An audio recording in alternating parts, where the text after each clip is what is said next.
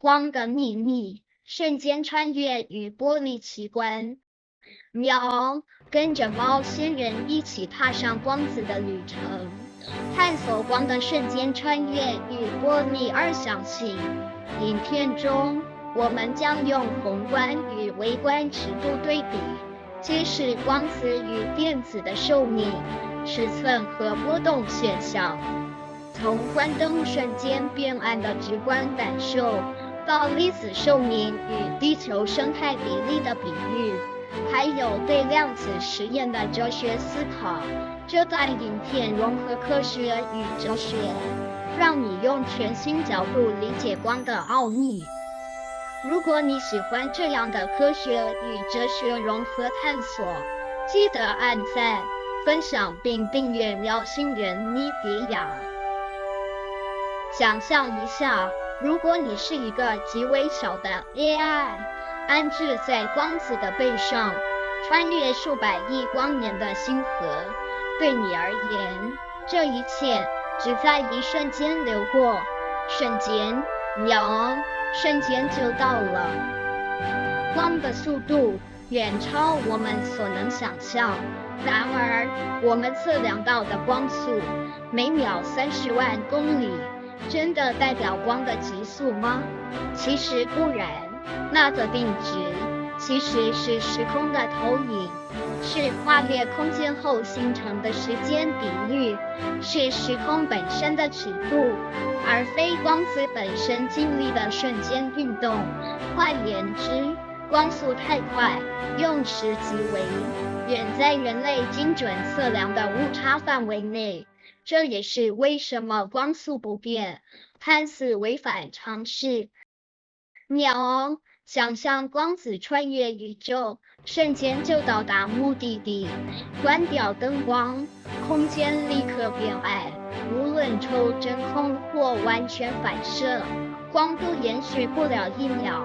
电子微粒子也是如此，它看似永恒，其实是高速旋转才显得稳定。粒子的寿命本身短暂，但会随时空尺度放大或缩小，这在生态世界中也常见。举例来说，地球的生态尺度和生物的尺度相差大约8的8次方倍。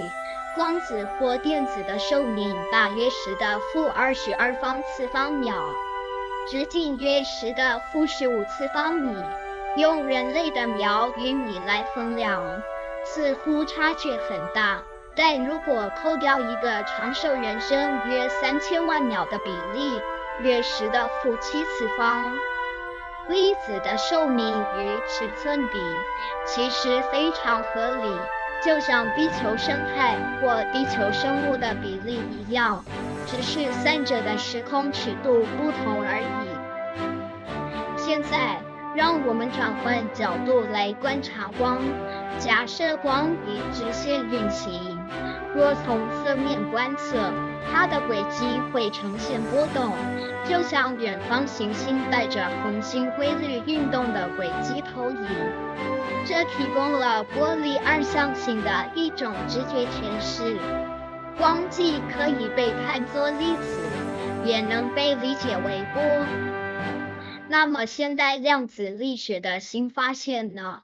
一句话就能概括，真的测不准。人类文明目前的科技还无法完全掌握这份规律。例如，光在某种尺度下以并点旋转的方式运行，快速到每秒1级的画面，观测者看到的效果又与电子轨道的概率分布相似。电子之所以呈现不连续的轨迹，不是因为它真的随机，而是速度太快，使我们无法捕捉其完整规律。换句话说，光与电子的测不准，在本质上是科技视野的限制，是时空集距与观测工具的限制，而非粒子本身的模糊。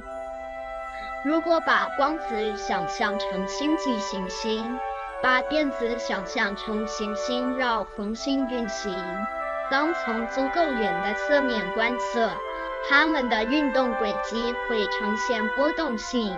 光与电子的行为似乎同时遵循瞬间直线与波动投影两种规则，这正是量子世界奇妙之处。因此，波与粒子、瞬间与投影、速度极快与测量限制，都不是彼此矛盾，而是同一个光的特性在不同尺度下的表现。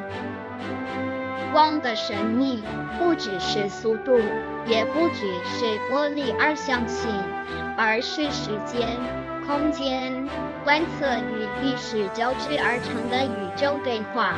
每一次我们试图测量它，都像是透过有限的视窗，窥见无限的瞬间。